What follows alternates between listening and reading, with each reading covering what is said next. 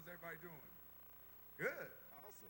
Well, I want to welcome you guys to one of our community forums that has been sponsored by the Greater Indianapolis branch of the NAACP. Welcome here to the Purpose of Life Church. Thank you so much, Pastor Green, for having us here. Everybody, let's just give a hand. Let's get excited. I want people to get excited because I think that this is going to be an awesome evening where we're going to meet candidates, where we're going to be educated about some of the issues, that we're going to have an opportunity to ask some questions, and that we're ultimately going to become the kind of stakeholders that have a voice, that have a set of concerns, and are able to talk to the people in power to make sure that our community, that our students, and our schools can serve us in the way that we deserve to be served. So I want to thank you for being here. I want to really thank the organizations that have brought us all together this evening for doing this whole hard work. I would particularly like to thank the Education Committee of the Greater Indianapolis branch for all that they have done to organize these forums so that we can talk to one another and have a chance to really dig deep into the issues that are of concern to us. But I want to get us started, so I don't want to hold us up too long. So I want to bring up the folks that are going to kind of be working with us today. The way that we're organized this evening is that we're dividing this into two kind of sections. The first section of the evening is we're going to be hearing from some of our candidates that are running for school board. And so as you see behind me, we have 7 of the candidates up here, or 6 of the candidates up here that are going to talk to us about their platform, who they are, what they're running for. And then after that, we're going to have a chance to hear from one of the professors at IUPUI who is going to kind of talk to us a little bit more about what's happening here into the school system in Indianapolis.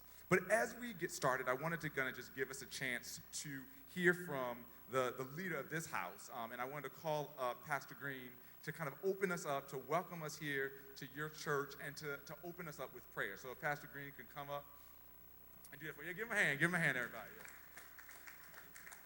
Thank you, Dr. Tucker. Praise the Lord, everybody. Good to see all of you out on tonight. We at Purpose Life want to welcome you here to our campus, and we're excited to be hosting this first forum that the NAACP and the concerned clergy are putting on together, because we're all concerned about our children. I trust you're here tonight, because you're concerned about our children. Let us pray.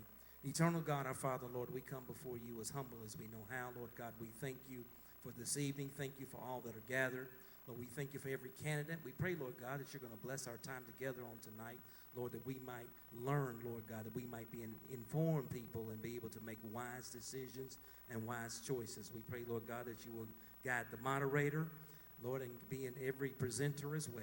In Jesus' name, amen. Thank you, Pastor. And again, I wanted to, as we call up the next speaker who's going to kind of just share a little bit about the Greater Indianapolis branch of the NAACP, the president, Crystal Ratcliffe, and come on up, everybody give her a hand. I want to thank both of these organizations, the branch of the Greater Indianapolis branch of the NAACP, as well as the Concerned Clergy Indianapolis, which Pastor Green is the president of, for bringing us together and for bringing these issues to the table.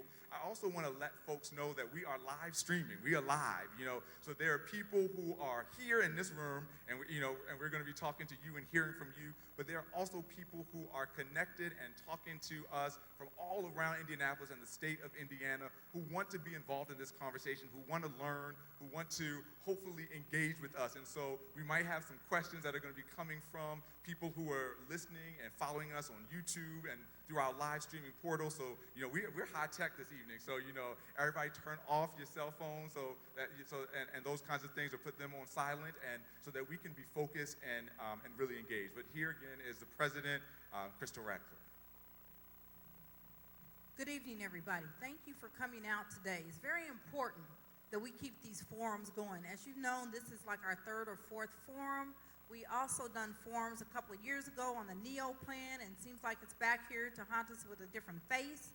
So we are in conjunction with the concerned clergy, and we're making sure that everybody knows about education. We want everybody to get out and vote. We want to make sure that not only do we vote for these candidates after we hear what they propose to us, but we also want to make sure that we get out and make a difference in this country this year. We can't stop now. We have to be powerful. because you all are the ones that make the difference. Thanks for coming out tonight.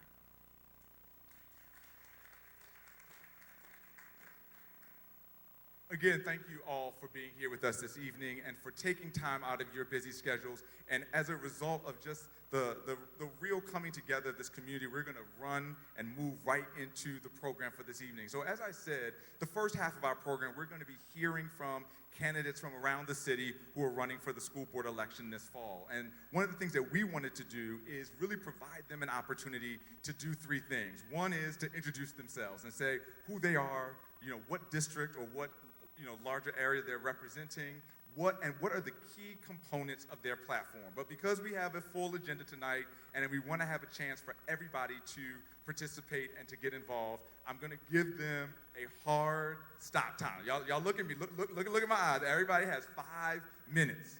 5 minutes, right?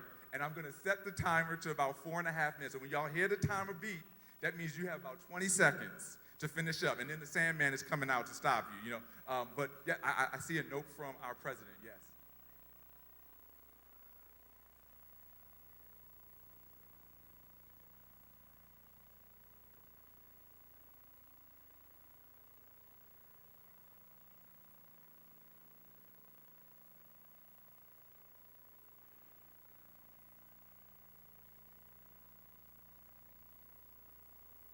Thank you for that. And for those of you who didn't hear that, Crystal was saying that there are other candidates that are out there, that they're at the school board meeting tonight, and that we will try to incorporate them into a later community forum. All right, so let's start. So the way that we're going to do this evening is that each candidate has 5 minutes, and we're going to start, we're just going to kind of move in numerical order. We just thought that was the safest and the simplest way to do that. So we're going to start with our at-large candidates, and then we're going to move down we have 2 candidates from District 2, and then we have 2 candidates from District 4 who are here with us this evening. So we're going to start with our 2 at-large candidates, and that is Elizabeth Gore, and then we're going to move from Elizabeth Gore to Mr. Jim Grimm. So Elizabeth, please come up, and we're going to start with the 2 of you. Everybody give her a hand. Come on.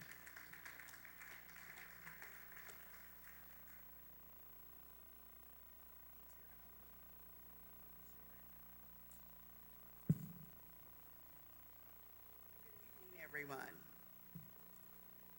My name, as he stated, is Elizabeth Gore. I am running at large.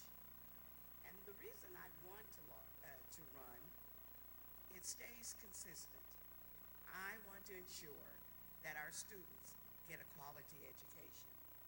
I know that there are a lot of different ways out here that people are stating children are able to get a quality education. We got charter schools, we have portfolio programs, we have innovation. We have a lot of different things that are going on. But the main objective through it all is what are they doing for our children? Where are the quality teachers? Where are the quality administrators? When these people are juggled and when they leave our schools, what happens to our children? And my objective is the children. There are a lot of things that continue to go on in our society. A lot of programs that come in and out of our schools. And when those programs come out or go in, are they making our children better? Is education better? Are they reading better? Are they able to go to college? Are we transparent? Are we letting our parents know? Listen on the inside. As Dave mentioned, when I was, God calls me to minister. And as a school board member, and I know what my job is. It's a policy person. I work with policy. I also work with the superintendent, who will bring recommendations. And I have one vote, but I'm going to tell you, that vote will always count toward making sure that our children get the best education. I understand also that we have a fiduciary responsibility. Lots of money that comes in the system sometimes, not as much as we need, but the objective is to make sure that that money is spent correctly to educate our children. When it's not spent that way, when it's going out with our children to charter schools that send them back because they're not quite the kind of children sometimes they wanted to teach. And I always say that there's no bad children. There are children who may be challenged. There are children who may need some attention. But also, because I'm running for IPS, I'm concerned about the money. And when that money does not return with that child, are we cheating our children? Are we not able then to provide the kind of education that we want for them? I know that right on the docket at this point, the big theme that we're hearing is innovation. I went out this morning because I wanted to try to get as much information as I could to update myself on what innovation is. Innovation can be a positive thing.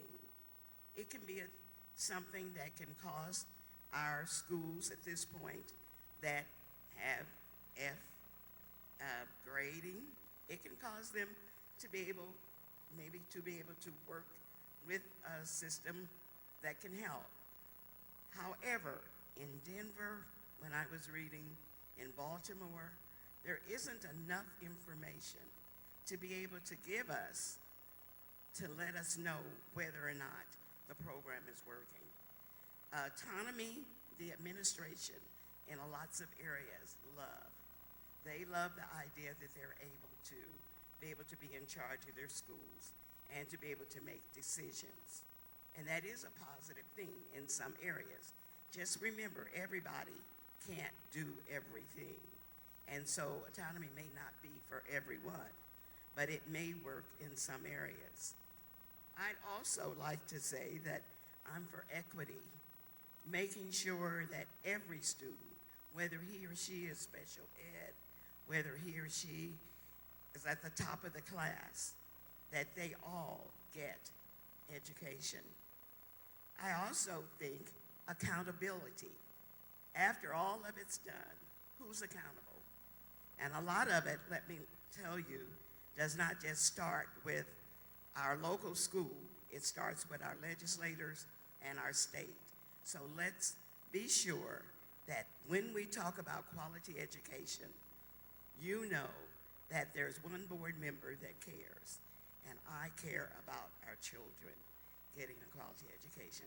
Thank you very much.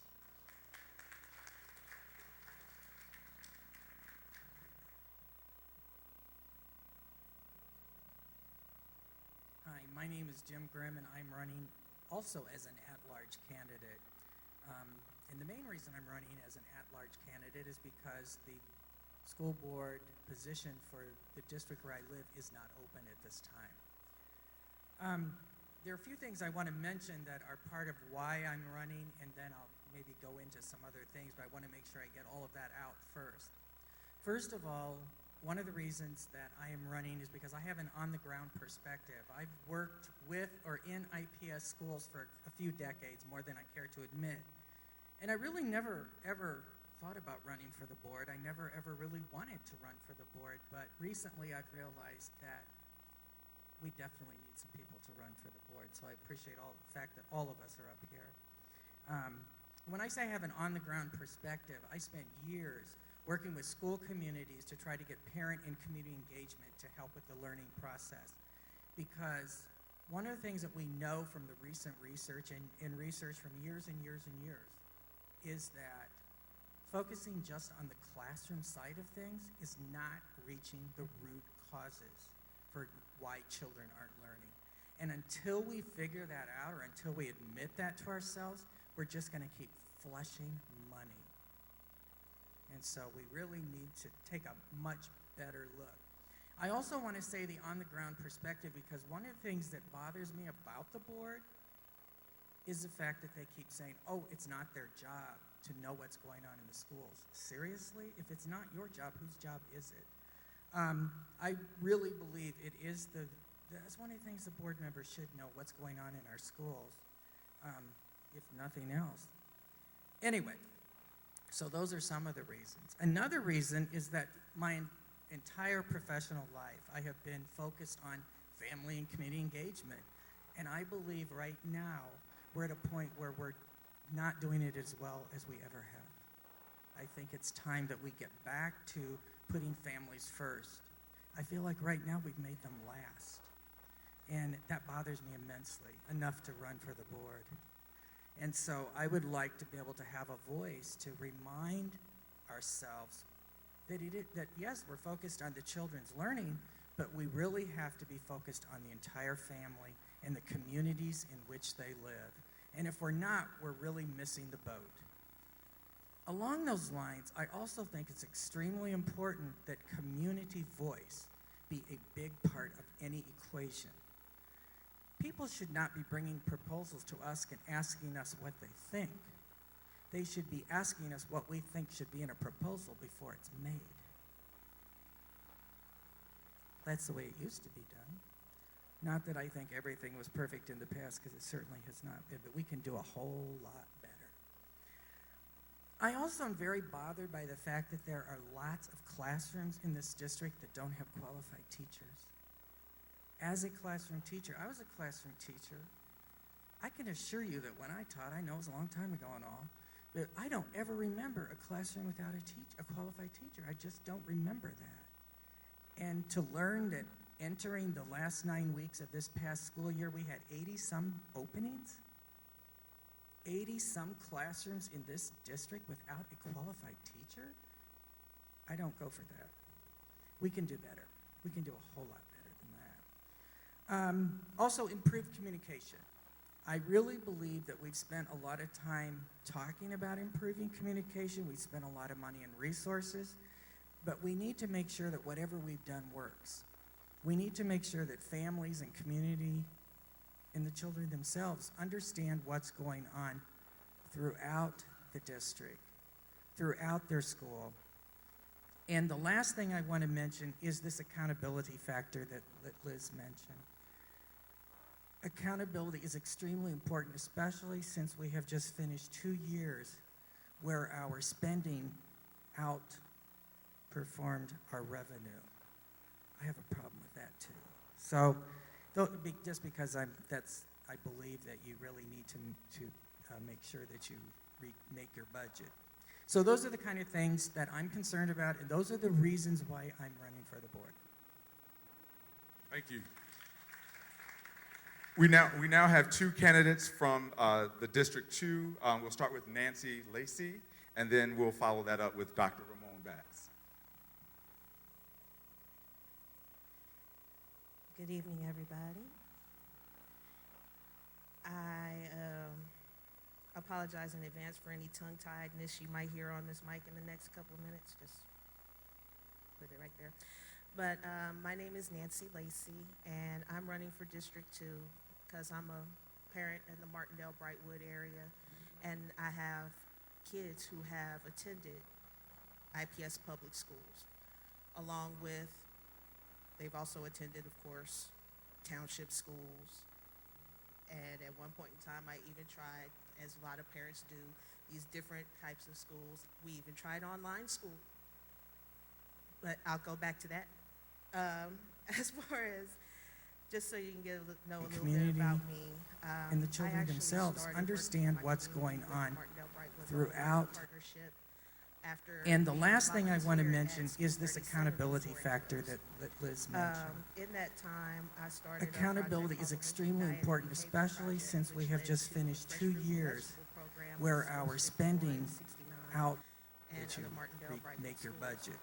So those are the kind of things that I'm concerned about, and those from INRC, and for the past 4 years, I have been a member and very proud member, founding member of the Education Community Action Team, which has been all about. And at one point in time, I even tried, education, as a lot of parents do, these different types of schools. We even tried online school, not just our administrators. But I'll go back to that. As far as, just so you can know a little bit community, about me. and the I children actually themselves started understand working what's with going on Mark throughout. partnership. After And the last thing I want to volunteer mention at is this School accountability Resource factor. Blame on everything that goes wrong with public education. I am tired of being seen as the person who sits on the sidelines and just watches So those are the kind of things that I'm concerned about, and those for my NRC, the reason why for the past 4 years I feel that I have been a member and very, should I say, very proud member, founding member of the Education Community Action Team, which has been all about. And at one point in time, I even tried, as a lot of parents do, these different types of schools. We even tried online. To deal with that is, as a friend once said, if you're not at the table, you're on the menu. So this is my way of getting into the table. Because I am tired of my schools being closed down one by one and being considered disposable. I am tired of my teachers not ever being able to get to know a person who sits on the sidelines and just watches as So those are the kind of things that I'm concerned about, and those because we have a lack of people who are in education for the kids. We have too many people who are Teach for a While, Teach for America teachers, or people who are there just to get their student loans paid. If you have that type of leadership in the classroom, expect the classroom to crumble. These are simple things that I have failed to understand why the boards of the past have allowed this to happen. But anyway, I'll go on. I know tonight we're going to be talking about, once all our panelists have said what we have said and have introduced ourselves, we're going to be talking a little bit more about traditional, autonomous, and charter and innovate schools.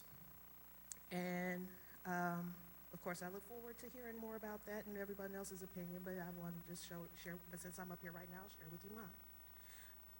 I am a fan of traditional education. Pretty much anybody in this room under the age of 25 has come up under the traditional education system. What was wrong then and what is wrong now is the same thing. When you have employees who are disenfranchised, they are, hey, we can't get a raise, we can't get equipment, we can't, when my kids come home and tell me things like, oh, we can't even get worksheets printed out because our funding has been misallocated, we don't have the supplies, and we have got teachers who are dedicated who are just tired of being the only ones dedicated.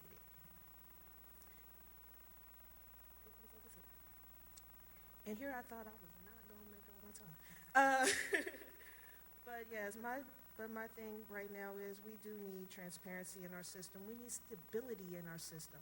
And when you think about it, just a few years ago, when What's Possible came to the city and they were talking about what the great thing is with these charter schools, keep in mind, it took years before we realized that these charter schools were no better than the traditional public education models that we already had. So how long is it going to take for us to realize that? I'm a I've been here all my life, so born and raised here in Indianapolis, and a graduate of Tech High School, and Indiana Institute of Technology, and Virginia Union University, and United Theological Seminary. Among all those things I am most proud of is being a graduate of Arsenal Tech High School, which is where I still coach basketball there and make sure that I didn't get pushed out the door all the way. And so I'm happy to still be a part of that family at Tech High School. The reason that I want to continue my efforts to make sure that our school system gets what it needs and our children get what they need, as many of you have known that I've run in the past, just because I've lost does not mean I'm lost. Just because I lost doesn't mean our children need to keep losing as well. But I come back because I care about our system and about our teachers, about our children, and about our community. And so the family engagement piece and empowerment is certainly more important is important to me as I'm running, which is part of where I did my dissertation on. So I have a lot of research in my head in terms of family engagement and how they are empowered in these school districts. And so we want to make sure that we become more inviting as a school district and as a school board member, as policy is being put forward in terms of how we spend dollars. We still need to make sure that we have that connection with our community about when these dollars are being spent and where they are being spent, so that they have that kind of input. And we cannot forget the fact that we have this school-to-prison pipeline that needs to be addressed and continues to take effect and a toll upon our community as mothers, as single moms, as fathers and single fathers, and these families are being destroyed because of the education that our children are receiving as they're getting kicked out of school with no place to go. And so when they get kicked out of school, they go to your neighborhood and start killing opposition.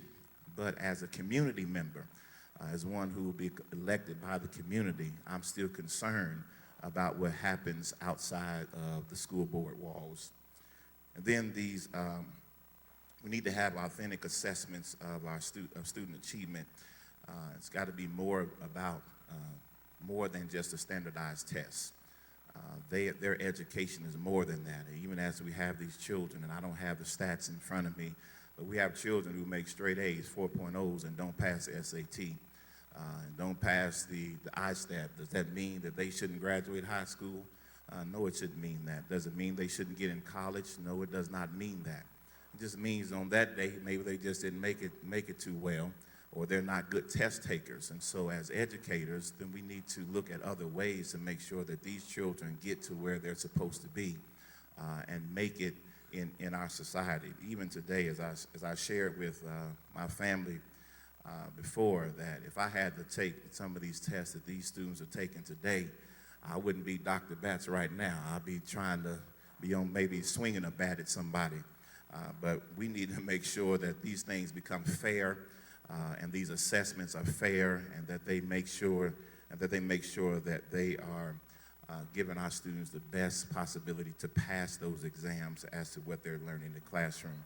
And then we need to have better recruitment and retention of quality teachers, not just teachers who just want to come back to urban community and show those children how to learn. We don't need those teachers. We need people who care about their community, who live in the community, and who want to be in the community and help to activate the community. And so we want to have teachers who the parents know, teachers who the community knows, teachers that the students know, that their parents know these teachers. And so we want to have those kinds of cultural attitudes taking place among our teachers, so we don't have this mismatch that we have going on in our culture. And so, like everyone else, the transparency and open door communication is important to me, school board member. And so my responsibility really is to talk to everyone in District 2 and to be a part of where District 2 is where they are, and I want to be. I want to talk to them, tell them what's going on in the meetings. I don't want to have backdoor meetings, smoking cigarettes and all that kind of stuff. I ain't doing any of that. And so we want to make sure that's my 30 seconds left. Good. And so then we don't want to forget that we want schools that are creative and they have a greater sense of community and achievement. Because if students don't have achievement, if they can't see ahead of them, they can't see that they are making it up the ladder, then they're going to stay down. And so we need to make sure that achievement is earned, that it's learned, that it's seen, that it is energizing us all. And so if we don't have this kind of achievement, we're going to start having an economic problem in our community, because the public school system is going to go away. And if we don't have public schools and we don't have children going to school, then we're going to have a whole lot of crime and a whole lot of degradation and a whole lot of people losing their lives and their jobs.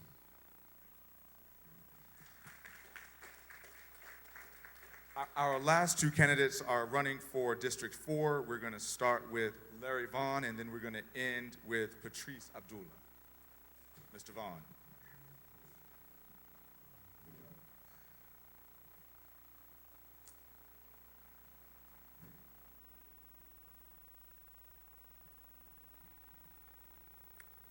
Yes, my name is Larry Vaughn. I'm running for school board in District 4.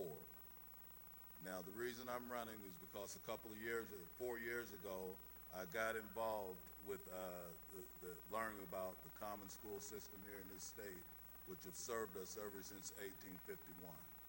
You can go to Article 8 of our Constitution and see what it provides for. It provides for a uniform system of common schools. It provides for the funding for common schools that you can see, and it has everybody on a fair basis. I know when I came through the common school IPS system, everybody was getting an education and learning how to read, at least. Now what you have is an attack that has just not started under the administration of Louis Farabee to liquidate IPS. That's all I can see in it. And they have selected the people who came in from out of towns, these foreign corporations, or I call them tramp corporations, to buy up and send out pretty papers every time we have an election. Your mailbox is flooded with these pretty papers of people holding kids' hands, the candidates in there. When you get these papers this time, go ahead and try to ignore them, because anybody, a callous predator that would use a pretty paper with some kid sitting in a bunch acting like he's trying to do something for him, is usually in it for the money. And that's what I want to talk about, because that's what the commissioner is all about. Now, you never hear of any problems in Carmel Clay School District with funding. They are fully funded every time because their commissioners are out there fighting for their money. And that's what we do as commissioners. The commissioners in Lawrence, I know 2 of those people, they don't come up with any shortcomings, because the secret is, and it's not really a secret, that the school district, which is the common school, operates at cost. Now, that's a business. When you get your numbers in the first of the year, the state is bound to pay you that amount, whatever formula they have set up. And that have worked, like I said, for many years. But what have happened is, and I noticed that because I have researched it, the state of Indiana have set up a laboratory here in our area to see how they can close down common school districts. And when they do it here, they're moving to another district. They do it under the guise of charter schools, which are nothing but tramp corporations that come in to bleed off, and they double tax. So that's what they're doing. You're paying double taxes. You're paying for the district and these so-called charter schools and innovation schools. And the bad thing about it is they don't have the ability to demand their money from the state legislature. I've been an activist for many years. I've been over at the State House. The halls are full of lobbyists. Many of these lobbyists I see in the halls over at IPS when I go over there to protest. They're about money. They're about separating this system, and I think the aim that they had when they started out was to purify the system, to get all the dreads, and what they call the dreads are the underperforming kids and the black kids, to segregate them into these so-called charter schools and innovation schools. And then, as we've seen in the past, they cut the funding, and then our kids are left out there to wallow around and go to prison. So what I'm running for is to try to get on the board and form a coalition that will demand that this district that the district be funded properly. And I know just about, well, let me tell you, I have thoroughly researched the common schools. I'm just saying this, I thoroughly researched it, and I know what to do to get the school system back on track, because the people we have now, I don't see what kind of conversations they can have other than that they are predators, and they're callous predators. And they're predators on our kids and on our IPS school district, and the district can do better. We just need to elect people that are going to be in there for our kids. And also, I will ask for a raise for the commissioners, because $6,000 a year is not enough to perform the job and administer their budget, which I think is almost $1 billion. So you got to pay the people if you want them to take their job serious. So I'm just running for school board in District 4. I want you to vote for me, and you're going to have a more colorful board meeting. You're going to have a board meeting where tempers are going to be flaring. You're going to have somebody that's twisting arms on your behalf. Thank you. Thank you, ladies and gentlemen. Thank you for coming this evening. My name is Patrice Abdullah. I'm from the 4th District, and I was quite concerned listening to all the previous candidates, really giving you some in-depths about the children. I'm from the Hallville area, and I've been very instrumental in trying to reach out to not only just families, but to the children. In 1995, I ran a youth program that gave 2 academic credits to young kids 12 to 13 years old going into high school, because I was seeing them fall through the cracks of Wayne Township schools and IPS. I went to Mary Cable School 4. I went to School 75. I went to George Washington High School. I went to IUPUI. I went to the Art Institute. So you know I'm not scared of education, but I know our kids need it. And I'm here as a previous representative for the city of Indianapolis, as a city county councilman in the 15th district, but I want to be that board member who will give you back your kids and give you back your community schools and make it right for you to see your babies learn how to read. I'm a certified chef now, and it's very, very hard when I get a young man in, a young kid, and says, I can't read. And I got to teach him at my table on how to read and how to know how to measure and how to understand and really have a chance to really make it in life. And had I took some time to talk and listen to somebody said, you will never make it, I wouldn't be standing up here today. I made some failures, but I got right back up. And I had some people to tell me, you better sit there until you get it.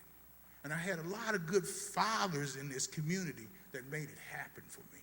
And I like to go back to that board and make this father, grandfather, and great-grandfather be accountable to you as the parents, that you have to educate your children. You have to understand you cannot turn your head and your face and your heart away from these babies. You cannot do that. You have to give them that opportunity. And anything that comes into this community does not benefit you as an individual, God said, take it away. You have no business with them here. And you have to strive to make sure that you are the parent, that no parent is there. Don't tell the other ones that don't come. You'll be that parent. And so I want to be able to work with those particular programs. I want to be able to eliminate things that I know that they're selling our school out and making them accountable for each and every dollar that needs to go to our babies. Thank you so much for having me there. I'm the 4th District representative for Indianapolis IPS schools, and thank you so much for listening to me.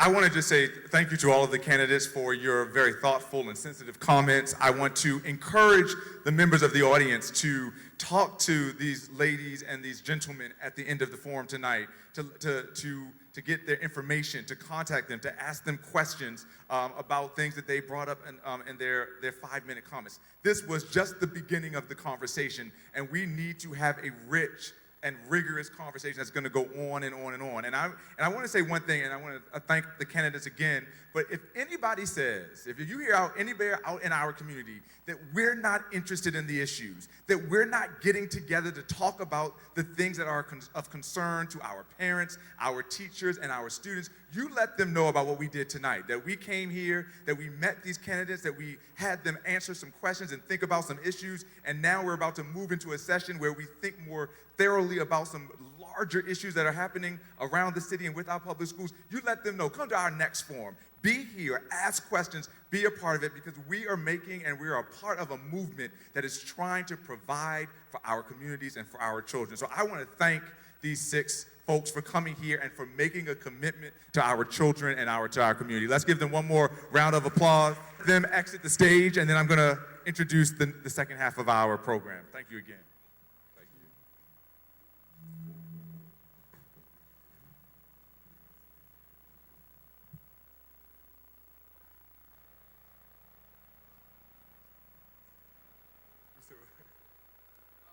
Oh, okay. All right, everybody. So we're gonna keep moving because I'm very excited about our next two speakers who are gonna come up. And one of the things that we were doing, we had two parts of this program tonight. What are the plans for some of our new school board members? And then the next thing that we were looking at is, can IPS manage schools under a portfolio model, right? And so what our next two speakers are coming up to do is to educate and to remind us of some of the key questions and the concerns that we need to be asking board members and legislators and other folks around the city as we try to get our schools together. So I'm very excited to introduce and bring to the stage Dr. Jim Shurik and Dr. Nate Williams, two folks who are not only educators but activists. Dr. Shurik is the professor of urban education studies at IUPUI and the coordinator of the urban education studies doctoral program, and Nate Williams is the assistant professor of teacher education, educational theory, and educational leadership at Knox College. He and Jim worked together at IUPUI when Nate was doing his doctoral degree at the urban education program. And I'm excited because if you don't know them, if you haven't seen their editorials, if you haven't heard them going around giving other talks, you are going to be educated today. I like to tell myself, you're going to be schooled tonight.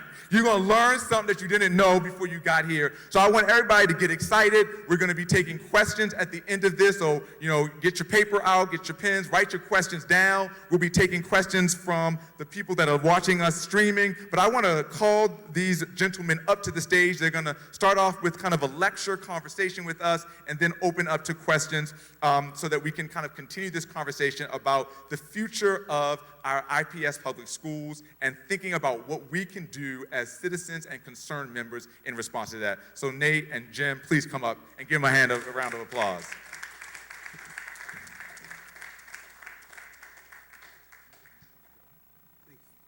Thank you. Can we get the PowerPoint up?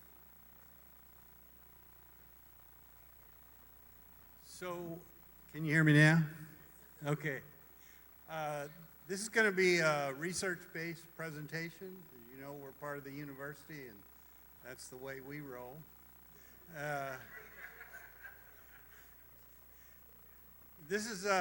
We put together a group of myself and Nate Williams, who was a doctoral student at IUPUI with me, but I've also got other doctoral students that are working on this.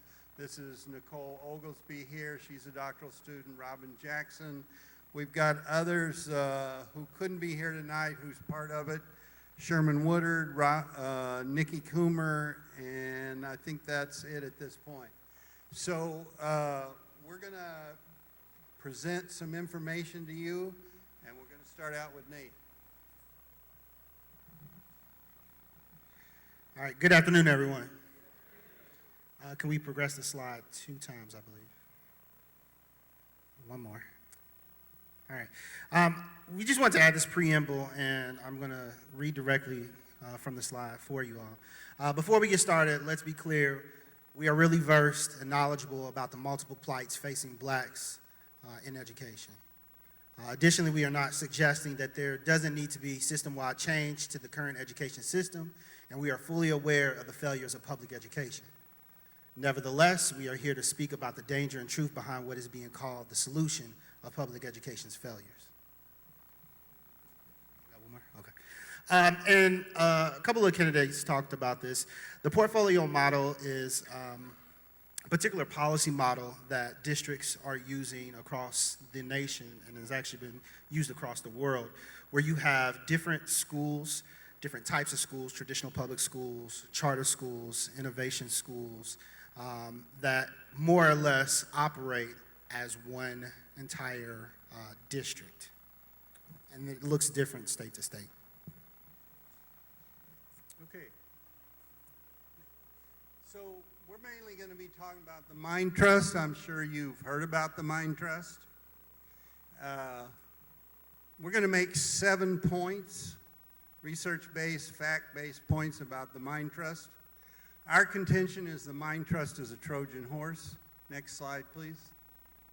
You know what a Trojan horse is. It looks all fancy and nice. And then you bring it into your city and it opens up and all the troops, the enemy troops, pour out and start destroying your city. That's what we're going to say about the Mind Trust. We're going to point out 7 things, fact-based, that we hope you remember and you carry with you and talk to your family and your neighbors and your friends and your colleagues about. Next, please. Next, please. Okay, like a Trojan horse, the Mind Trust is deceptive about who it is, about what its ultimate goals are, and who it represents. Next, please. First, the Mind Trust is not a single organization. Although we hear about it as the Mind Trust, it's actually a network of organizations that work together. Here are some of them. Next slide, please. So there's a whole group of organizations that come into existence. Some of them stay around, like Stand for Children stays around. Others appear for 1 year and then disappear. They have specific purposes that they fulfill and then they disappear. So the Mind Trust is not a single organization. It's a network of organizations all collaborating to take over the IPS school system. Next slide, please. If you research the funding of this network, you'll find that it's commonly the same individuals and organizations funding all of them, all across the network. In addition, you'll find that they are funded by what we call big money. Now, this is not only big money inside Indianapolis, this is big money from all across the country. Indianapolis is not just being targeted by local folks. Indianapolis is being targeted with major money from outside Indiana, and we're going to tell you what some of that is. Next slide, please. For example, Stand for Children is not just a local organization, it's a national organization.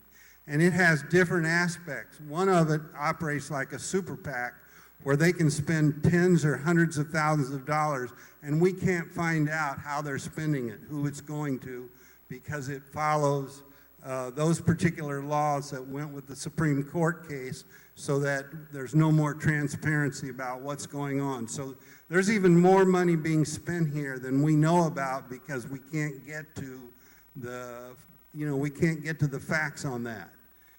But what we like to call that is dark money. It's money you know is operating, but you don't know where it's coming from or what its purpose is. Next slide, please. The second way we see how the Mind Trust network, and let's all start, when we talk about the Mind Trust with each other, let's start talking about the Mind Trust network. It's not a single organization, it's a network. Is deceptive and is through the funding of school board members. Next slide, please. In 2010, you could successfully run for the school board with $2,000 to $3,000 from your friends, your neighbors, your relatives. You could collect, this is $2,000 or $3,000. Like the people up here, they could run on $2,000 or $3,000. Starting in, go back please. Okay. Right, no, that's good right there. Okay, starting in 2012, it took $50,000 to $70,000 to run successfully for the school board. Just think about that a minute. It used to cost $2,000 to $3,000 for an ordinary Indianapolis citizen to run for the school board, and now it takes $50,000 to $70,000. Who can raise that kind of money? Certainly not most of us. So it's a whole different kind of game. And the people getting the $50,000 to $70,000, that's the same people funding the Mind Trust network. This is an operation. This is a well-funded, big money operation. And where did some of this money come from? Next slide, please. So this is a slide on the 2012 and 2014 of who got what money. Gail Cosby got 78,000 plus. Sam Odell got 61,000, nearly 62. Caitlin Hannon got 67 plus. Lanier Echoes got 65,000. Kelly Kennedy Bentley got over 52,000. Marianne Sullivan got over 73,000. All of those people were funded by the Mind Trust Network. They were funded by big money inside Indianapolis and big money from around the country. And incidentally, the guy that runs Mind Trust, David Harris, makes $273,900 a year. Nice salary. Let's go to the next slide. Okay, where did some of this come from? So Kelly Bentley got $1,000 for Democrats for education reform out of New York City. Why does New York City care about what's happening in Indianapolis education? Why is New York City trying to move in and control Indianapolis education? Ed Reform Now, New York City, $600. This is just to Kelly Bentley.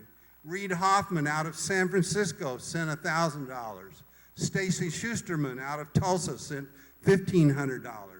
Stephen Seuss out of New York City sent $2,500. You can see down this list money coming in from cities far outside Indianapolis. Who's coordinating all this? Who's deciding who gets what money? These are just the individuals going to these particular board members. Go on to the next slide, please. Okay, so this is looking across all. Michael Bloomberg, you all have heard of him, was mayor of New York City. He contributed $20,000 in 2012 to education, the candidates in Indianapolis. Why does Michael Bloomberg involved in Indianapolis, trying to control Indianapolis education? What's going on here? Democrats for Educational Reform, they contributed $46,053 in 2012. Reed Hoffman, LinkedIn in California, contributed. Alan and Jennifer Fournier, Wall Street, New Jersey, contributed. Walmart Air, Greg Pinner contributed. Who's coordinating all of this money from all of these wealthy individuals, many of whom have never stepped foot in Indianapolis, trying to control our schools by giving money to school board members who will do what they say, and to this network of organizations known as the Mind Trust. This is factual information. We're not making this up. You can go find it just like we did. We went out in public records and found this information. Now, they don't tell you this. They've got PR firms that come up with, they like to steal civil rights language. You know, they like to steal all kinds of language and sound like they're doing a good job. They really care about our children. Do these people care about our children? They've never even been to Indianapolis. And yet they're pouring in thousands and thousands of dollars for controlling Indianapolis public schools. Go on to the next one, please. This means that ordinary Indianapolis citizens can no longer successfully run for the school board. This means that behind the scenes, the Mind Trust Network controls the school board. Right now, they have complete control. The only person they don't control is Gail Cosby, who figured out what was going on. She had their funding, but then she figured out what was going on and turned against them. Of course, they're not going to fund her anymore. But they don't want any dissent. They want 100% control. What kind of democracy is that, where you think you've got to have 100% control of the school board? That's what they're after. And I have sad words for the people that were up here. If you're not getting their money, you're going to have a hard time, because I expect them to be spending $70,000, $80,000, $90,000 for the candidates that will do what they say. And the ones getting the big money, don't vote for those people. They've decided that they're going to go along with whatever they're told to do in terms of the goals of the Mind Trust. Next, please. Okay, I'm going to turn back to Nate. All right, thanks, Jim. A third way that the Mind Trust Network is deceitful, I didn't need a PhD, but innovation means new, correct? Okay. All right, I just want to make sure that's clear. Supposedly new. Okay. However, this model is not new. It is not new to Indianapolis. It's not new, actually, to this country. But it's important to realize that over 39 cities, including Indianapolis, are well within progress to create a portfolio model. And I encourage you all to take a look at Center for Reinventing Public Education. It's crpe.org. They track, actually, each individual city to see the progression that they are making. In addition, a brother up here talked about the pretty flyers. That's where they get the data from. All right, next slide, please. Once again, this is just a quick glimpse. These are all major cities. Once again, Denver, Colorado, Cleveland, Cincinnati, New Orleans, New York. Why aren't we seeing a portfolio model in Center Grove, Hamilton Southeastern? Please, next slide. A fourth way that the Mind Trust Network is deceitful is the way that they portray itself as representing a diverse community. My family's originally from Canton, Mississippi, and one thing my uncle told me a long time ago is skin folks ain't always your kin folks. It is important to take a look at the leadership within these organizations that are predominantly white, just as much as the money that is coming from predominantly wealthy white elites. Yes, they do sprinkle a couple of us to be buffers between the community, but once again, remember about our folks. Please, next slide. So what this means is that folks of color do not have a major voice. Yes, we have the puppeteers, the Uncle Toms that are buffering us at the door, but it's not our money, it's not our voice, it's not coming from us. Next slide, please. A fifth way the Mind Trust Network is deceitful is in terms of its goals.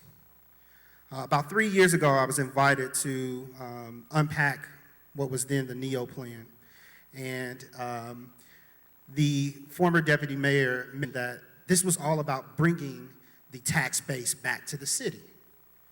Okay, that seems pretty logical. You need the tax base to increase property tax, make things beautiful, right? But inevitably, in that logic, that was also echoed by our former Mayor Ballard, who said bringing these young people back into the Indianapolis will increase the tax base. You can definitely substitute white people in there. Is to understand that you have already made the decision that the people who live here aren't worth investing in. Next slide, please. So the goal of gentrification. So we've all heard of urban renewal. The goal of gentrification means that school boards maintaining this racial segregation. We can see that in Sidner and the Center for Inquiry schools. Once again, the CFI 84 and 57 in Central are 85% white, while only IPS across the board is only 20% white. Next slide, please. So sixth way the Mind Trust Network is deceitful is how to do with one of the long-term goals. To understand this one, though, you have to do a little historical work. Next slide, please. We look at the work of Milton Friedman, who in 1955 made a policy brief to the Congress petitioning for a choice model. So this was at a legislative level in reaction to desegregation, Brown v. Board, which happened a year prior. I know that we all want to be champions of choice, and it sounds very democratic. I have a choice. But the first choice legislation was in Louisiana in 1967, and it was a way to maintain white schools and to keep white schools white. And we're trying to figure out in 2016, while we're still having segregated proms in the South, it actually came from choice. Just as much, Milton Friedman is an extremely conservative economist from the University of Chicago. You can Google Chicago Boys, and it gives you a little bit more history on that, as well as the miracle or the disaster of Chile. And one of these center portfolio model is that business or competition drives excellence. However, we know from our history, when we think about competition, you have winners, and usually those who lose look a lot like me. Next slide, please.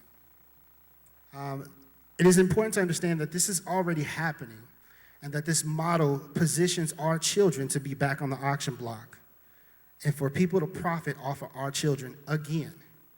So the long-term goal includes destroying neighborhood schools so that schooling is ripe for profiting. creating the market so that you create the demand and then you provide the supply. Basic economics. Next slide, please. So just to give you kind of a glimpse into this, and we're just not seeing this, Earl Martin Phelan Leadership Academies. Let's be clear, this man receives a $284,000 salary. That's your tax dollars. This man lives in Boston. Once again, this is another part of this is your tax money going to Nevada, going to Turkey, not gobble gobble Turkey, the country Turkey.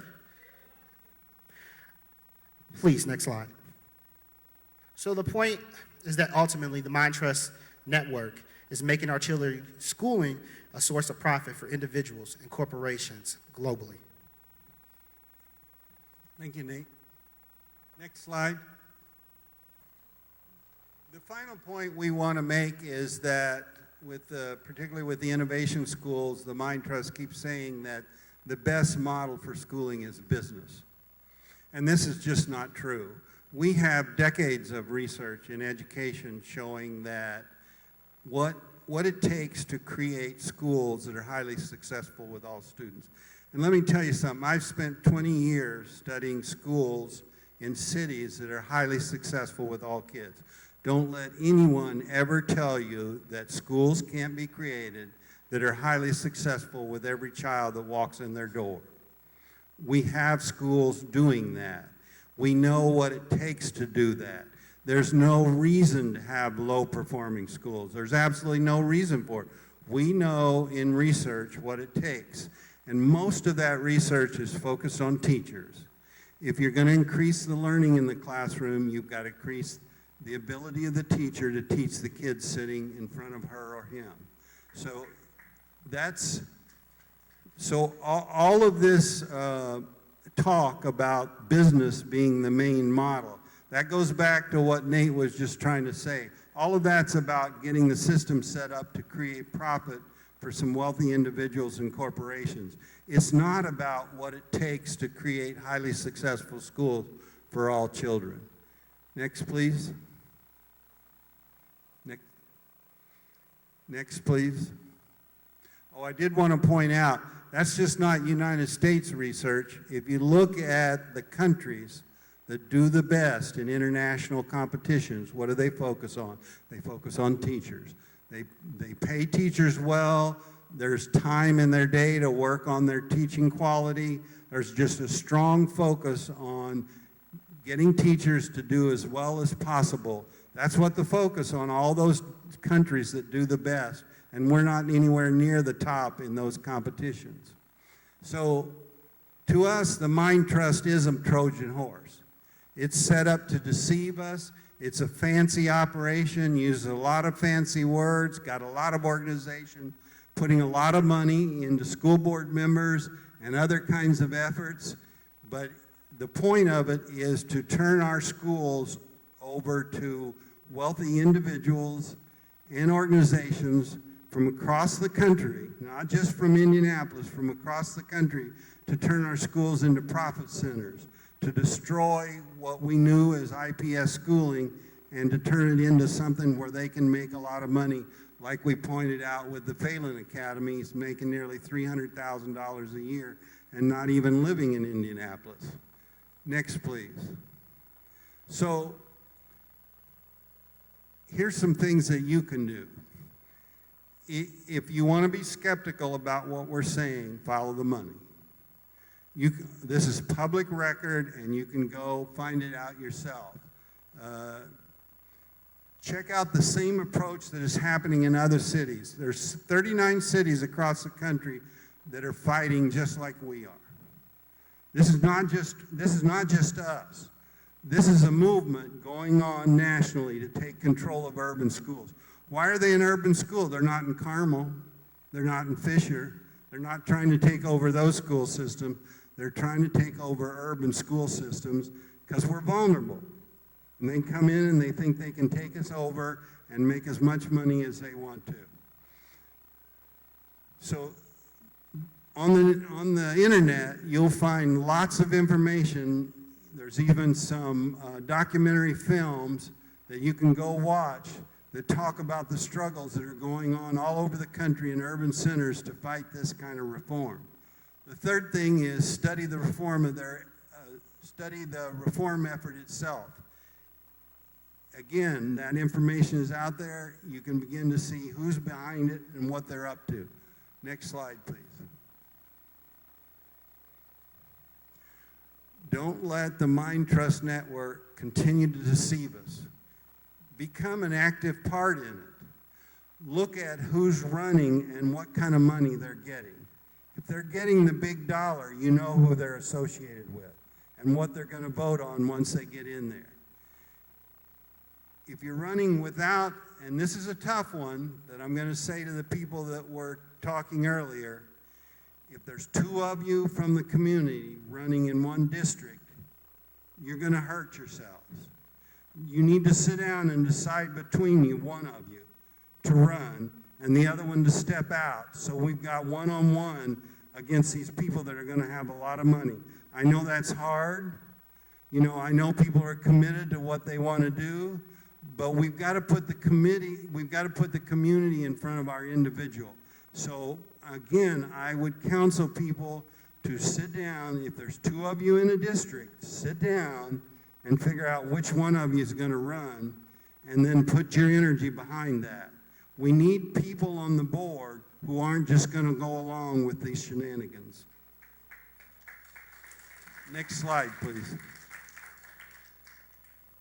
This is a website that you can copy down. There's a lot of different organizations, including the NAACP and the concerned clergy, that are trying to get as much information out. This is a website they've created called Our IPS rather than My IPS. You know, that's the one IPS is doing, My IPS. We don't want my, we want our. And just remember, do not trust the Mind Trust. Thank you.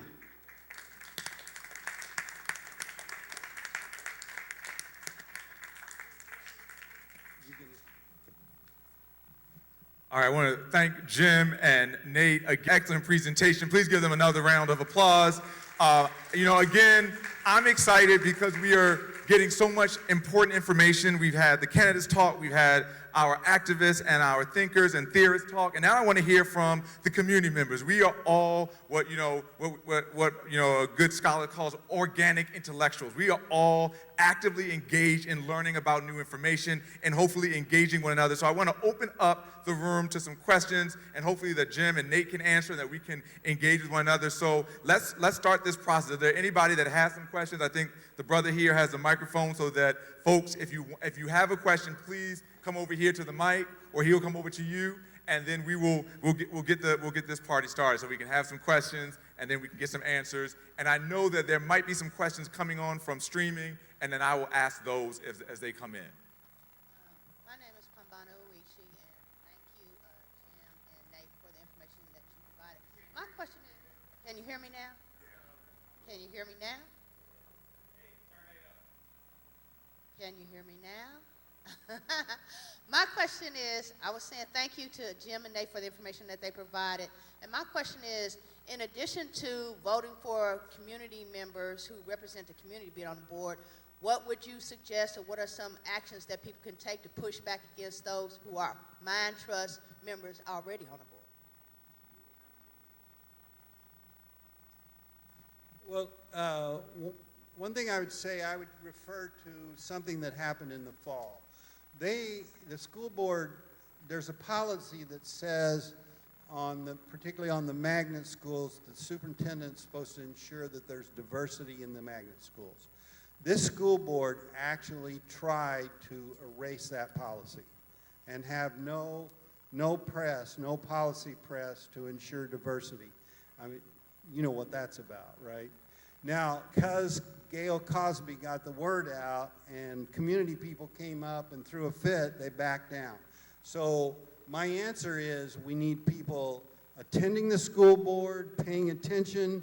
We need to be able to put the information out on websites so people can keep track of it.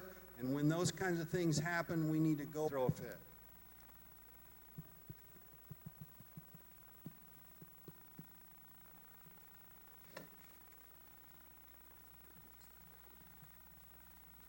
question, Doc, is that if, my name is Patrice Abdullah, running for the 4th District.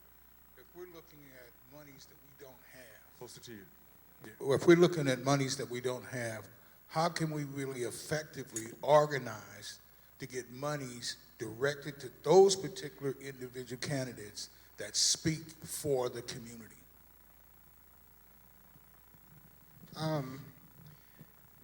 If you kind of think of this as like the war on drugs, it's kind of pointless. We spend $400 billion fighting a multi-billion-dollar business.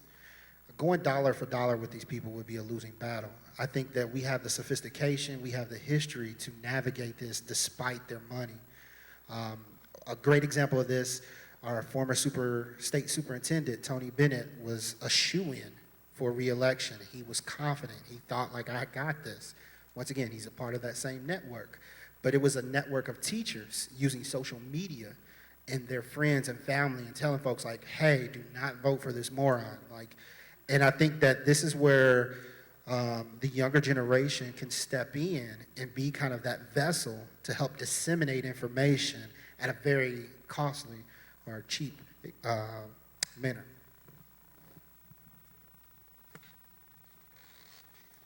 Hi. A lot of us have been thinking about this for a long time, and so we've been brainstorming. And one of the things I think we can do, at least that we're talking about, is getting people registered to vote. And the churches could help us with that by just even having the materials available so people can register. And the churches could also help us by getting people to the polls to vote, because it's going to take community members living in these districts and in the district as a whole to make this work. And remember, there are 4 seats.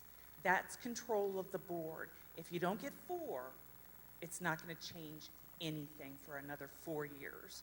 So register everybody you know, get them to the polls, and the other piece is we're going to be having things, so please do keep checking that, our IPS site, like coffee meetings where you can meet with candidates for the board at your home in small groups, but just so you can hear a little bit more about what their plans are and how we can try and help you get more people mobilized for this.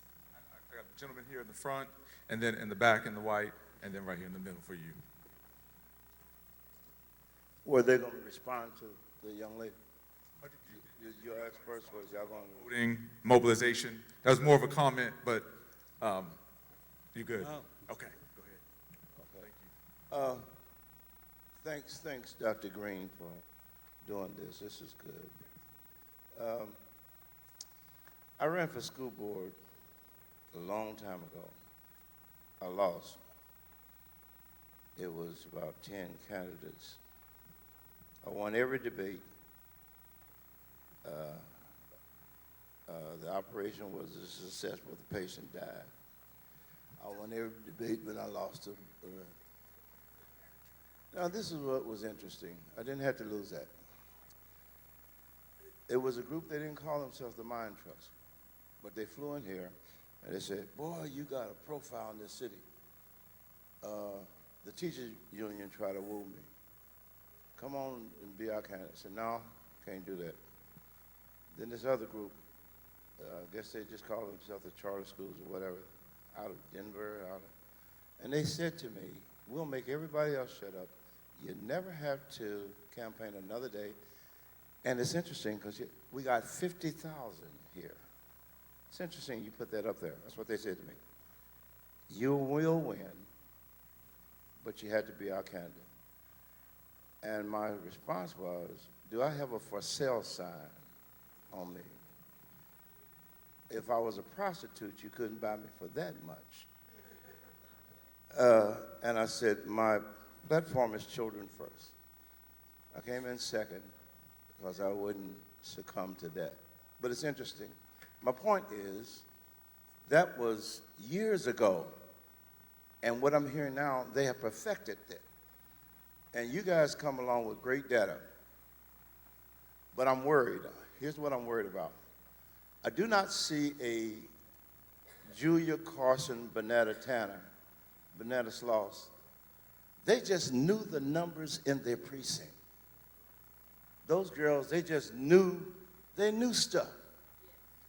Julia called Charlie Williams. Charlie, we got that, and they come out with the numbers, Phyllis. You know I'm not lying. They just come out with the numbers.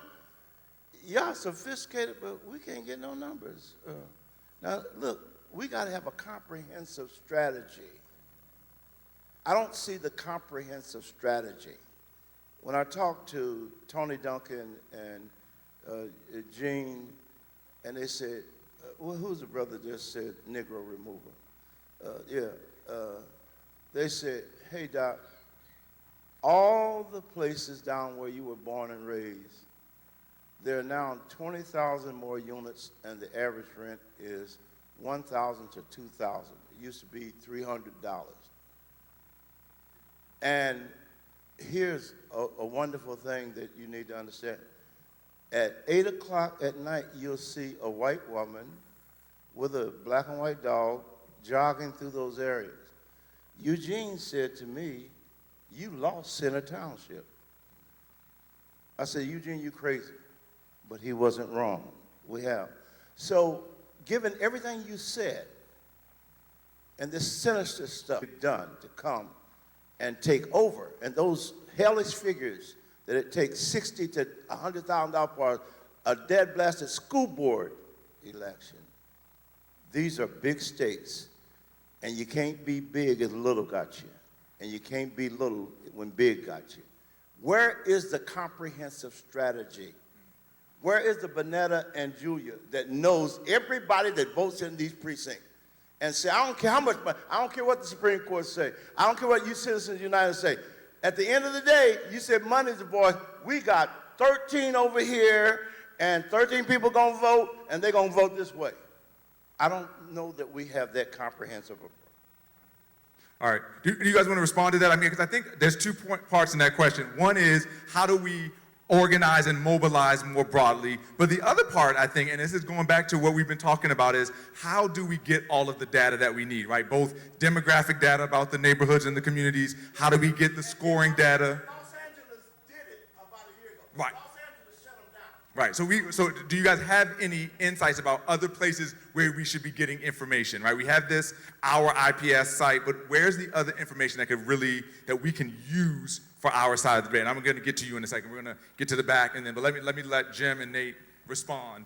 Yes. I would just suggest, I mean, I don't know. Personally, I don't prescribe to like a Moses philosophy that we need one person. I think it literally is gonna take all of us. Yeah. But just two websites. One I just learned about today is citizenaudit.org, and you can get the 990 form from each nonprofit organization, actually in the entire nation, from this website, citizenaudit.org. Another one is the Indiana State Secretary the Indiana State Secretary website. You can actually search contributors. So I believe that all the candidates have to turn in their financial contributions in August, I believe. That information should be on the website. It's Indiana, so probably September-ish. And you can actually see where they're actually getting individual contributions from. I think you raise a very important point for us that. Can I get you to stand? Thank you. Okay. That we need to do some work in Indianapolis in terms of organizing so that the ordinary people are running the city instead of some wealthy elites running the city. I think one of the things that we have to think about that's maybe less comfortable to those of us who are older is social media. Social media is a very, very powerful force in our world, and we've seen people make major changes in the world using social media well. So one of the things I would say is we need all those young people here and other young people who understand the social media well to start working with us on how we get the word out, how we move people to do something about this. I think that when people hear the truth, then they will move. You know, we need to get the truth out to people, because I think a lot of people do not understand what the Mind Trust is about and what it's doing to our city. And we're going to go to these questions in the back, and I'm going to get to folks. Now, I gotta answer though. For the people that are sponsoring the event tonight, you have to join the organizations that that have a history of doing work for our community. So if you know those organizations, right? If it's the NAACP, if it's the Concerned Clergy, you need to join them. You need to support them. You need to give money to them so that we can mobilize and do things that are connected to the work and the outcomes that we want to see happen, right? So though that's all. But I totally agree with all the other things. We got to track the money. We got to get on social media, but we've got to support the organizations and the groups that have a proven track record of taking care of our kids. Yes, in the white. Thank you. I think you can find the results too on the Marion County Clerk's Office for the specific IPS school board. But the other piece is, could the two of you please address where they have successfully rolled these things back, like LA, Denver, because those were major wins done by, it started as a grassroots and it got much bigger because it involved the community and labor unions and other community groups that had an interest. Yes. I think you should talk about it. You know about it. Give her the microphone back. You tell us about what happened there. No, tell us what happened. Well, the big money was there, and there was a question on the curriculum, at least in Denver, and labor unions from all over the country sent people in. It started out very small locally, but then the community got involved, and they had roads lined up of people with signs. I mean, it was really amazing. They had the house parties. They had the voter registration. They made sure people got there. They had T-shirts with a symbol on it that just looked like a nice symbol, but everyone associated with, they wore those everywhere they went. And people made a commitment, and even if it were $15, that's what they gave. And but they made sure they were, it's just like we did with the Brenda Ritz campaign. You made sure you went out and found 25 people and talked to them, and then you called up and said, have you voted early? Have you done this?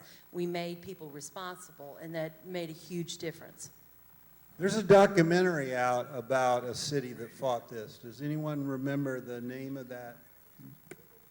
Education Inc.? Yeah, Education Inc.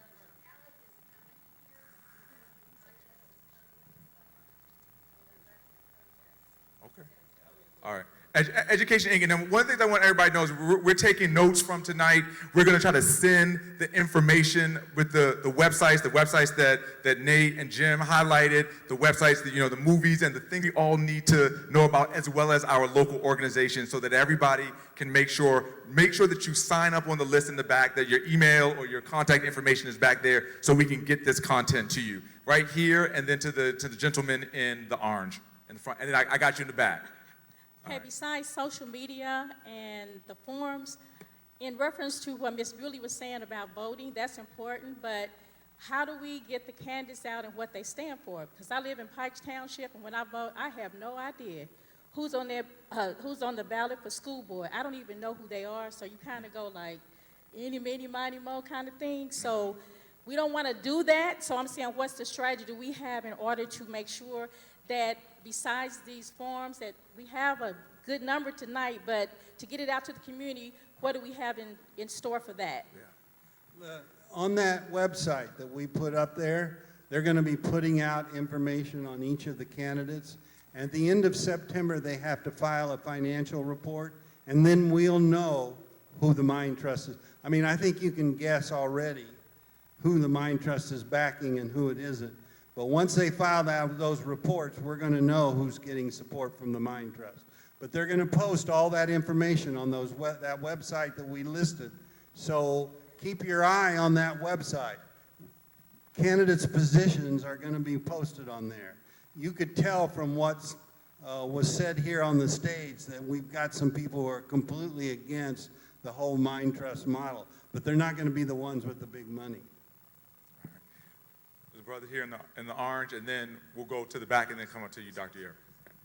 I want to say thanks, Nate. Thanks, Jim. It was a very, very informative presentation. But the question I have is that this is for the students, the kids. So how do we get, and this is not just a question for Nate and Jim, this is for anybody in the room, how do we get the youth involved? Because it is their education, and it is their future.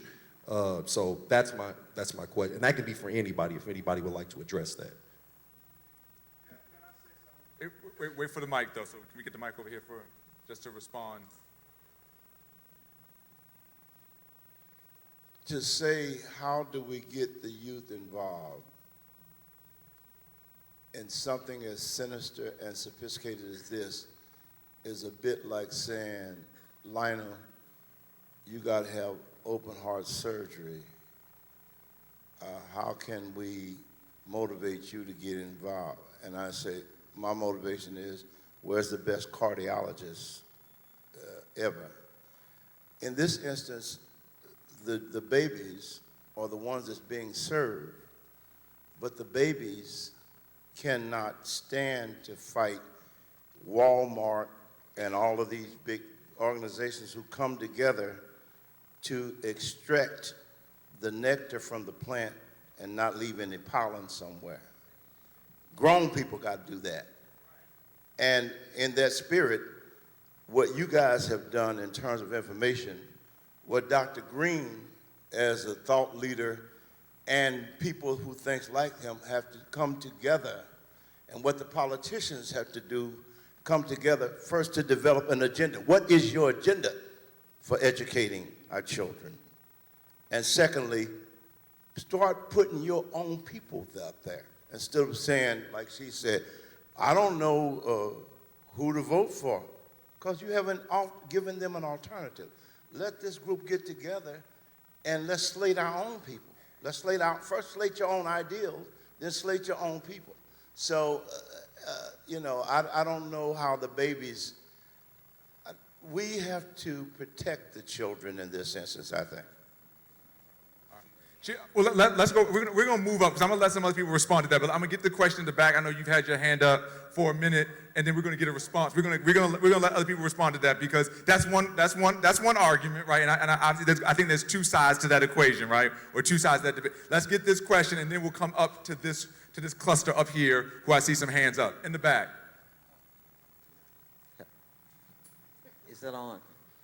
I think that's on. My name is Jocelyn Tandy Adonde, and I have 45 years of experience in politics. Elder Rutch and I went to grade school 56 together, but Elder, I want to correct something. I trained Julia. I'm the political strategist. Uh-oh. I'm the lady behind the scene. I was the campaign manager for Dwayne Brown, our first black statewide elected official in 1990. I was Dr. Mary Bush's re-election campaign manager in 1980 when they were going to dump her. The group you're talking about, they were going to dump her because she wouldn't do what they wanted to do. And after that, she never had another fight after we beat them down in 1980. I was the Minority Affairs Advisor for President Jimmy Carter. I was the Minority Affairs Advisor for U.S. Senator Vance Harkey. So when you talk about campaign strategist or organization, currently, I'm working for the Donald Trump for President campaign. We kick butt in Indiana. Now, when you talk about grassroots organization, the opposition is busing people in. Yeah. We need local people to get up and work the precincts. When you see people that look like us, our registering voters, that don't live here, and passing out literature, you need to work your block. You win an election precinct by precinct. Where you live, if you live in the IPS district, we went door to door for Mary Bush. Now, how many of you are willing to go door to door? That's how you win elections. If you're not willing, stop complaining. They are messing over our kids. I subbed in IPS for 9 years, and just last year, I subbed in a lot of these charter schools. I'm a retired mortgage broker. Let me tell you something. Those charter schools are taking the money from IPS. When those kids fail, they send them back to IPS. Okay? I've talked to some people in the community about that. I called Sam Odell and told him I want Fairby fired right after that rape incident or child molestation. I haven't heard back from Sam. I told him if he didn't, we were going to beat him down in this election. Now, we need to organize. We need to work together, regardless of what organization you belong to. I'm the president of the African American Republican Council in Marion County. You have too many black people that are I'm a Democrat tied down. Well, guess what? I walked away from 30 years on that side because I didn't like what they were doing. Forget about politics. The school board election is nonpartisan, so it does not matter your political affiliation. Tell your neighbors that, tell your children, your family members. You want to get organized? Get organized. You cannot win an election without organization. Thank you, thank you. Now, we're gonna move up to the front and get these questions here. I'm gonna come back to y'all. I know there was two comments, right? One comment right here, and then Dr. Williams, right here, is gonna respond to the question, and I'm gonna come back and get you, young man, too. We're gonna start right here and then move our way back. The question is how, because we're still going back to the question, how can we get students involved in the process, right? This is what the brother in the orange had asked. How might we get our students and the young folks involved in these activities? So you're responding to that, right? All right, let's keep it 2 minutes or less. All right, go. I want to build on what you said with so much more experience and expertise than I have, but I have an 18-year-old and I have a 13-year-old. And now I'm on, I hope. Yes. I have an 18-year-old and I have a 13-year-old, and I talked with my 18-year-old last night who's headed off to college, unfortunately out of state, and said, how do we get the kids involved and what do we do now? And she, of course, first thing that she said was, let the youth lead on that. Don't tell them what to do. And specifically, of course, social media, et cetera, et cetera, et cetera. But in particular, what I observed 2 years ago when I worked the elections, and probably a lot of you saw the same thing, was as I went around in the early morning to take around signs, and then again to take around lunch, and of course being unpaid myself for it, at every precinct I went to, I encountered 2, 3, and 4 high school students, all being paid by Stanford Children at $100 per day, many of whom I knew even supported the candidates I supported but wouldn't work for them because they were being paid. So my suggestion is to encourage high school students or even middle school students right now to plan for election day off of school, to go ahead and get some sort of a form prepared for them that they can submit to their principal on day of school to arrange for that time off so that they're already committed to these candidates and they don't have a chance to be bought. All right, thank you. All right, Doc, we're gonna go right here, and then to the young man. All right, Dr. Michael Brown, spent 16 years on the IPS school board. In response to your question, the biggest deal is with young people. My son, who I've been on the school board most of his life, he's 21, came to me and read an article in the Indy Star where these school board members said, we're going to manage from the 35,000 foot range. He said, Dad, what does that mean? Well, it means they're not going to be in the schools. And see, what most people don't realize, and I'm sure all these candidates, fine people, I know most of you, the biggest deal is the superintendent is not accountable to you, the voters. The only person that the superintendent is accountable to is the Board of Education. You've got to elect people that are going to represent you. And with the youth, all you have to do is put the facts in front of them and let them make a decision on their own. Because once they make the decision, it's a done deal. But it's got to be, you got to be willing to get involved. You got to be willing to care about what's going on in the buildings. And that also means getting out to the buildings and walking around. Get to know the situation, because I can't make a decision on what goes on in the schools if I don't know what's happening at the schools. Thank you. And we're going to get to the young man in the back in the gray top, and then I'm going to get you in the way back, and then look, we forgot y'all over here. I mean, if y'all have something to say on this side, let me know. Raise your hand, because they're dominating right now, y'all. Go ahead. So we're going to get in the back, and then we're going to come back here to the front. Go. Yes, brother. Okay, so I was responding to his question. Pull the mic up. Students involved, and I was thinking just let the students look at the decisions that they want to make and do what they want to do. Don't just force it on them. Thank you. That's all I have to say. All right. We got to educate you. So we're going to the lady in the red, and then we come back here to the brother in the front in the red.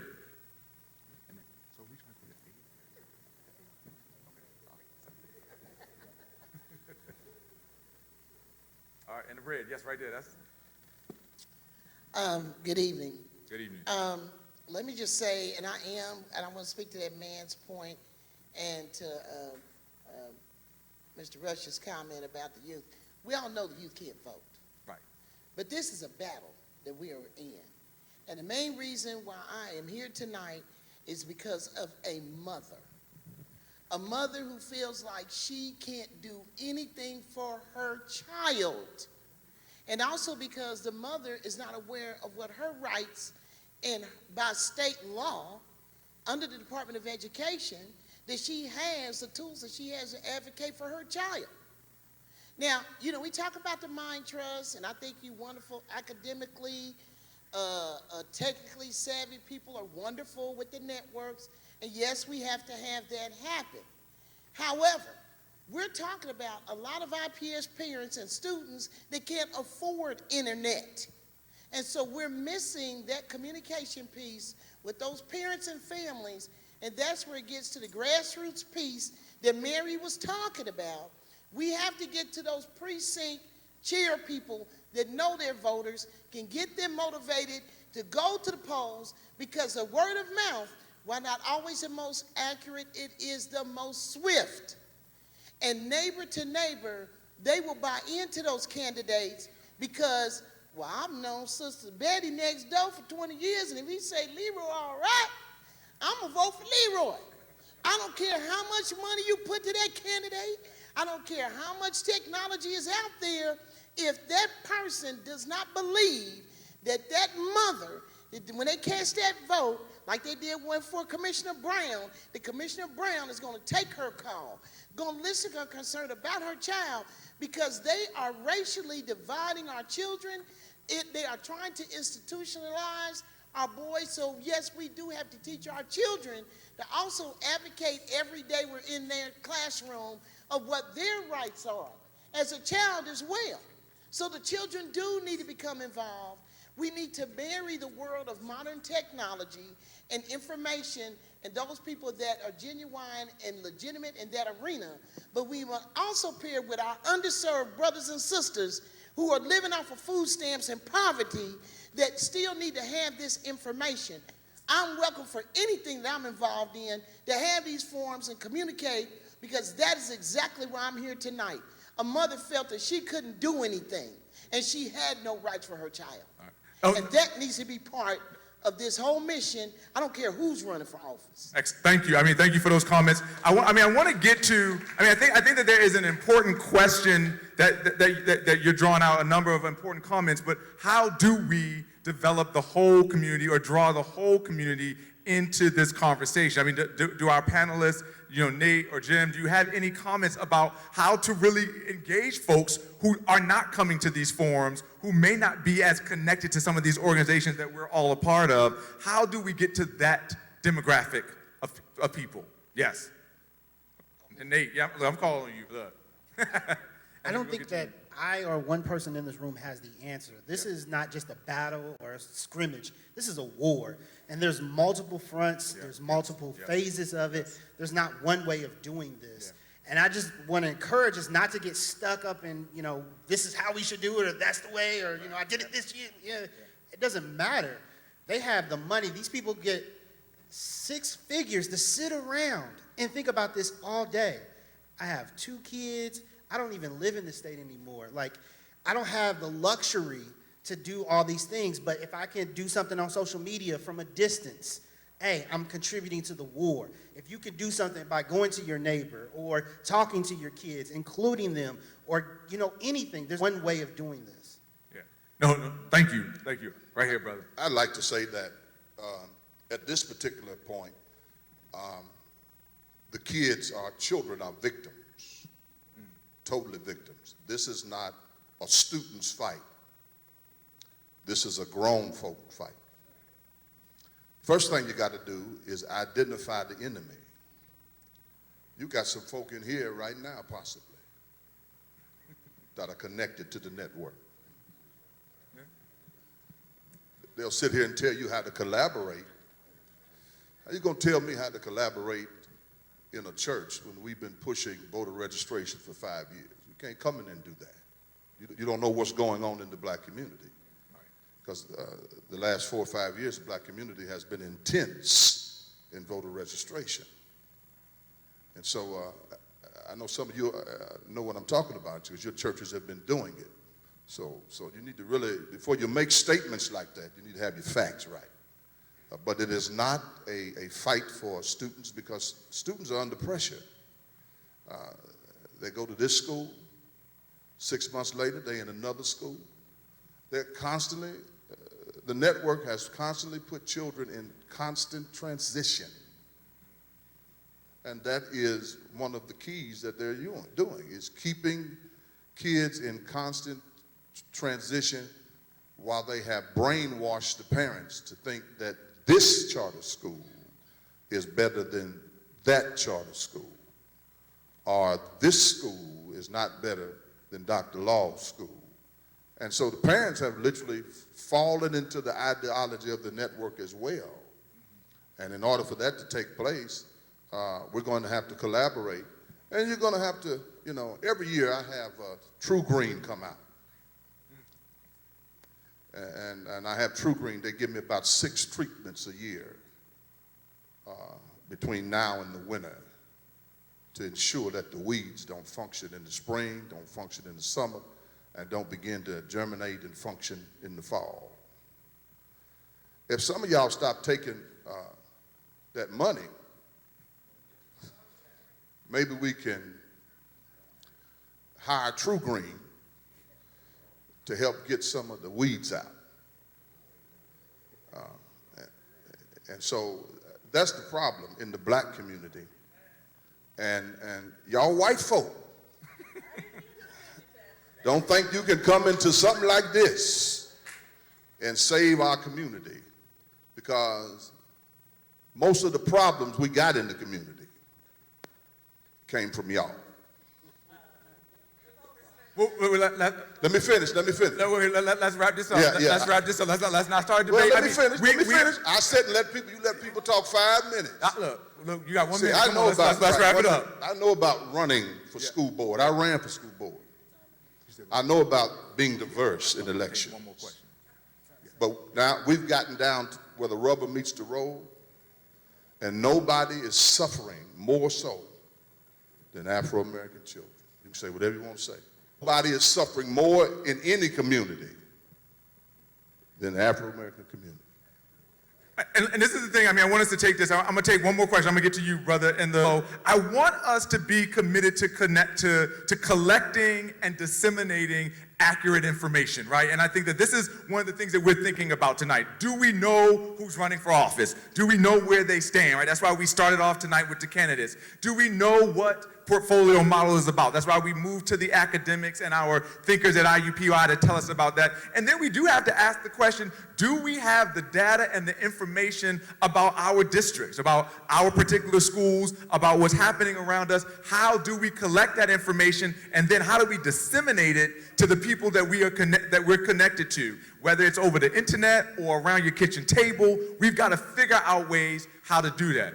You know, and the alliances we're going to have to make, and we're going to have to fight out and I think really work together to figure out where do we have points of common and strength and fight together, and maybe when we don't have things that align, we might have to go in some different directions. But I'm gonna go to the brother in the yellow for the last question, and then I'm going to let Pastor Green kind of close this out, and then I'm going to give you some instructions for our next gathering. Sometimes it's just about, how can I trust my fellow neighbor? How can I trust this person? And how can this person trust this person? And how can this person trust this person? So, I've worked with youth, older people since I was 16. I'm 25 years old now. One thing I've learned is, if you want to get things done the right way, you've got to be able to learn how to be, one, open-minded. Two, you got to be real and true with yourself, and ask yourself, is this something, that's what I'm doing necessary, and it's going to benefit not just my people, but my surroundings all over the city, all over the state, and sometimes all over the world. Is it going to benefit other people from this neighborhood to this neighborhood. And so, and again, my main thing is sometimes it's just about, can I trust this person? Can this person convince me to trust him or her? Because let me just keep it real here. All this is nothing but politics.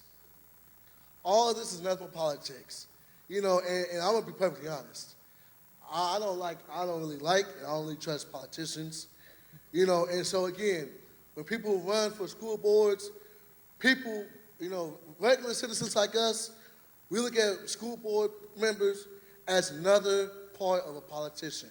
So politicians and people that want to run for things or whatever, we have to, you gotta, in the back of your head, you gotta think, how can I convince him, her, or whoever to trust whatever I'm saying that's coming out of my mouth. So as an individual, can I trust him? Can I trust that whatever he or she is saying, that he's going to get the job right for not just me, not just for my child now, but for the near future, for my grandchildren, for my great-grandchildren, and great-great-grandchildren. Thank you. Thank you. No, I mean, everybody, let's give everybody a round of applause. Thank you for the questions, for the comments. I want you guys to hold on because I'm going to call up Pastor Green to give some closing comments, but I want you guys, I don't want anybody to leave. I want to make sure that everybody signs in. We need your email information so that we can get back in contact with you. I'm going to let you know where our next event is going to be. I want you guys to continue to come and bring 4 or 5 people with you the next time that you come so that we really can be growing this coalition. And I think that this is a coalition that's not always going to agree, but that we are going to continue to, I'm going to be a pastor, like iron sharpens iron, right, Pastor? And, kind of teach each other and hopefully move each other in a direction where we can learn from one another. But let me hand this over to Pastor Green, and then we're going to get announcements about our next event. All right. Can we thank God for our moderator, Brother Joshua, Brother Walker? He had a tough job moderating us. Dr. Tucker, you did a great job. I want to say just a couple items. First of all, this was the first step. This is the NAACP, concerned clergy working together. Why? Because we got to work together to resolve this issue. This is not something that one person, one organization can do by themselves.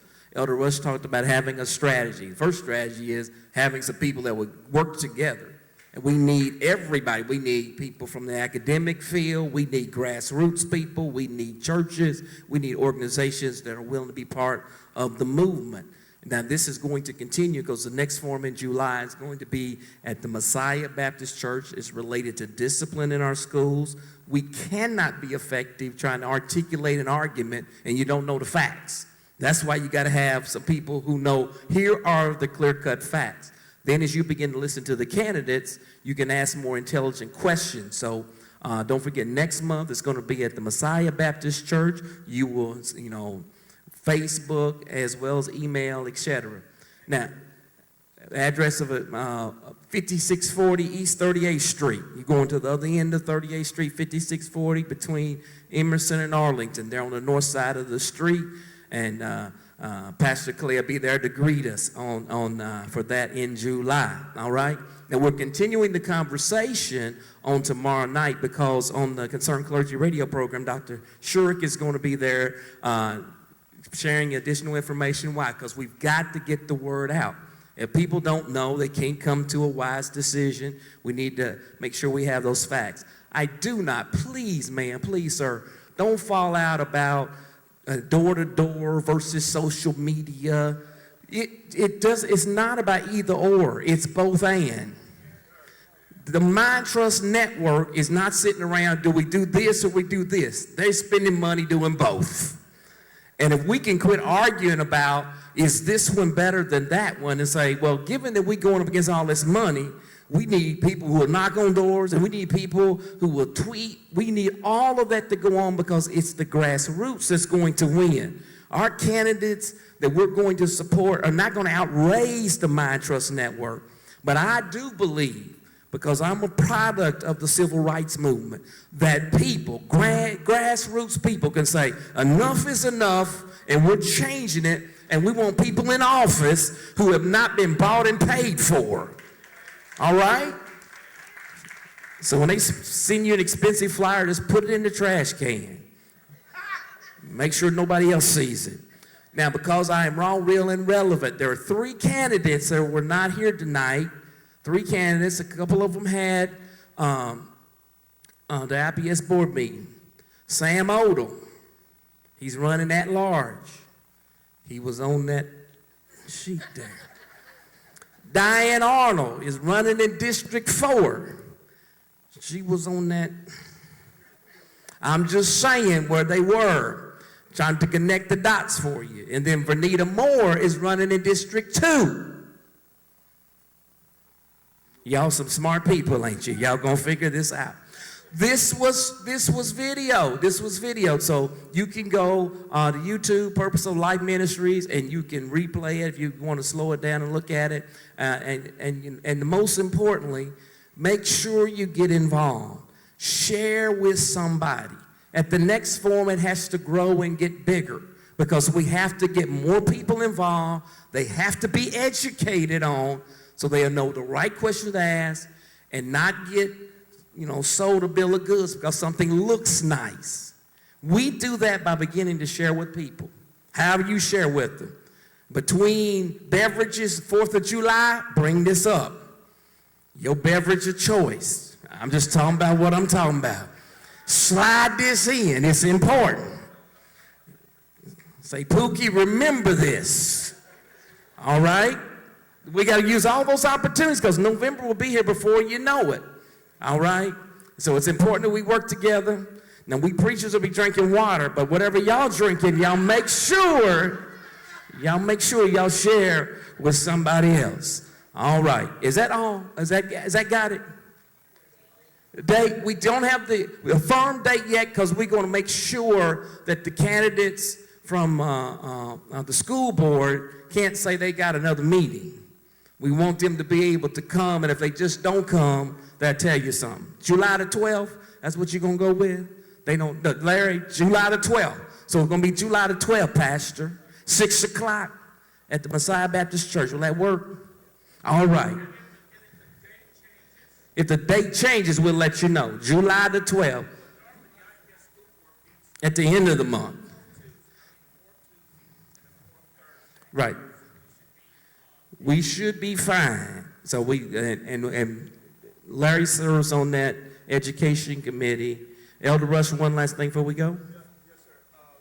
They want to know, does the concerned clergy have a radio program? What time? I didn't tell you that. It's 7 o'clock on tomorrow night on 1310. 7 o'clock tomorrow night, 1310. Dr. Shurick's going to be on there, providing some information, answering questions, continuing this dialogue, because it's important that we be informed. That's 1310, and we have that every Wednesday night, 7 o'clock. I have one other announcement. Dr. Ann Henning Byfield, who is your friend, who's a friend to all that we've been talking about, she's running for bishop of the AME Church, the first woman since 1960 that's running for bishop. She was so instrumental in this when the man walked in at Mother Emanuel and killed those people. And she's from us. She would be fighting in these fights, and I just want to pass that along. The convocation comes up on the 11th, and we want support. We want also a prayer of Dr. Byfield in this fight.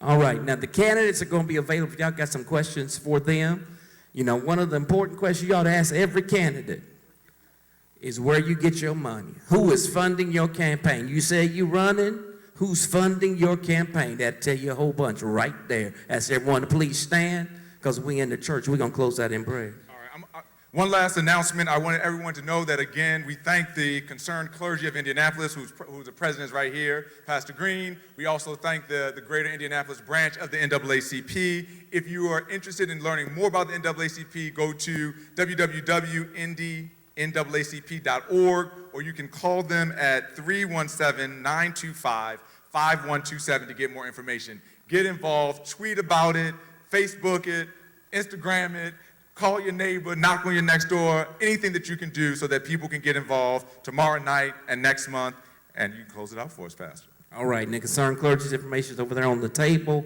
We have flyers. We're more than welcome to be a part of our organization. We meet on Saturdays, not this Saturday because 4th of July weekend. And some of y'all got to go get y'all's beverages, so we're not meeting this Saturday. But our information's over there. Let us pray. Lord God, we thank you for all that's been said and done. We thank you for every candidate. We pray, Lord God, you continue to bless our community, continue to heal our community, give us direction. In Jesus' name, amen. God bless you. God bless you. God bless you tonight.